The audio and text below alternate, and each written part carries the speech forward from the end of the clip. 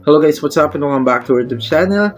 I'm Mark Jason Santos TV and I'm thrilled to have you here. So for today's video guys, i-share naman natin kung ano nga ba yung mga disadvantages pagka nasobrahan tayo sa asin. Yes, the disadvantages nga po ng excessive salt intake. So again guys, kung gusto niyo yung video ng mga ganito, comment, mag-like and mag-subscribe na nga po kayo and hit na po yung notification bell para updated po kayo sa lahat ng mga videos po natin katulad nito, and of course, i-share nyo na rin po para naman sa mga mahal nyo sa buhay ay malaman po nila yung mga maaaring mangyari pag nasobrahan sila sa salt. Ayun, kung mahal nyo sila, share nyo na. Huy! Pero yun na nga. Number 1, ayan, is yung high blood pressure. Consuming too much salt can lead to high blood pressure, a risk factor for heart disease and stroke. So, maaari nga rin na mag-lead ito sa heart disease and stroke kasi nga tumataas ang ating blood pressure. Iba po yung blood sugar, blood pressure. Ayun.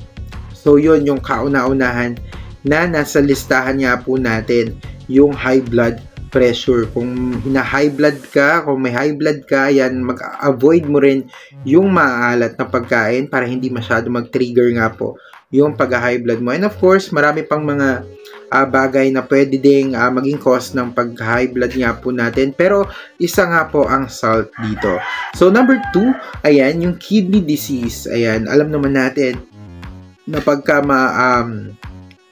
masyadong marami ini-intake natin na asin ay maapektuhan na ating kidney. Pero sabi nga dito, high sodium intake can increase the amount of protein in your urine, which is a major factor for kidney disease. And alam na natin yan. So, number 3 na tayo. Ayan, water retention. Ayan, consuming too much salt can make your body hold on to more water. This can lead to bloating and weight gain. Ayan, pare ko, weight gain. May pag ganun, ano? Ayan, so yun na nga. Pag mahilig din tayo sa asin, maaari din dumagdag ang ating timbang.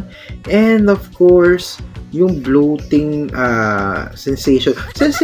Uy, joke lang. Pero yun na nga, number 4, ayan, is yung stomach cancer. Uy, ngayon ko lang nalaman to be honest. Yung stomach cancer, nagulat nga rin ako dito. And sabi nga dito, consuming, or some research suggests that a high salt diet could intake the risk of stomach cancer. Ayan. So, mas higher yung chance po ng risk na magkaroon ka ng stomach cancer pag daw masyado ka mahilig sa maalat, masyadong marami kinakain mo maalat. Ito yung isa pang magiging epekto, no? Tagalog kasi effect. Basta isa pang magiging effect ng marami pong pagkain natin ng salt is yung osteoporosis. Yes! Kung napapasin mo yung mga humuhukot, ayan, yun po yung osteoporosis. Ayun, parang may something yung YouTuber na pinapanood nyo ngayon, ano? Hey! Pero yun na nga, consuming too much salt could increase calcium excretion through the kidneys daw, which could potentially lead to bone thinning and osteoporosis. Oy, bone thinning. So, naminipes yung ating bones. Wow, yun ko lang nalaman to. So, ayan na, alam nyo na. So, sa mahilig sa asin-asin dyan, di ba? Mahilig sa maalat dyan. Tingilan nyo na yan. Ayan, syempre in moderation lang lahat para naman hindi magkaroon ng bad effect sa atin. Pwede pa rin naman tayong gumamit ng asin, intake ng asin, wag lang excessive. Yun. So sabi nga dito, ayan, so yun nga po yung 5 mga bagay na dapat na hindi dapat i-avoid eh.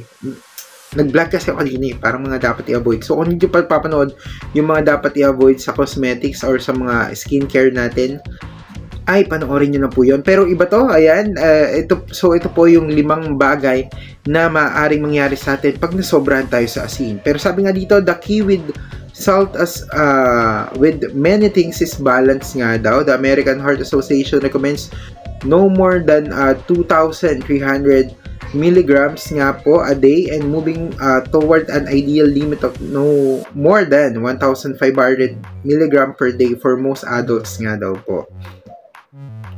sabi nga dito, always try to opt for a diet rich in a variety of fruits, vegetables, lean proteins, and whole grains. So, yun yung sinuggest din nga po na gawin nga rin po natin. Ayan. So, yung ganito lang po. Pero, guys, i-share nyo na po itong video na to kung nakatulong po sa inyo. At kung may bago din kayo nalaman, mag-comment po kayo dito. Comment down below and makipag-interact din po kayo. And hello po sa inyo. Kumusta po ba ang araw nyo? Comment nyo rin po dito. Bye-bye po. Thank you and God bless po.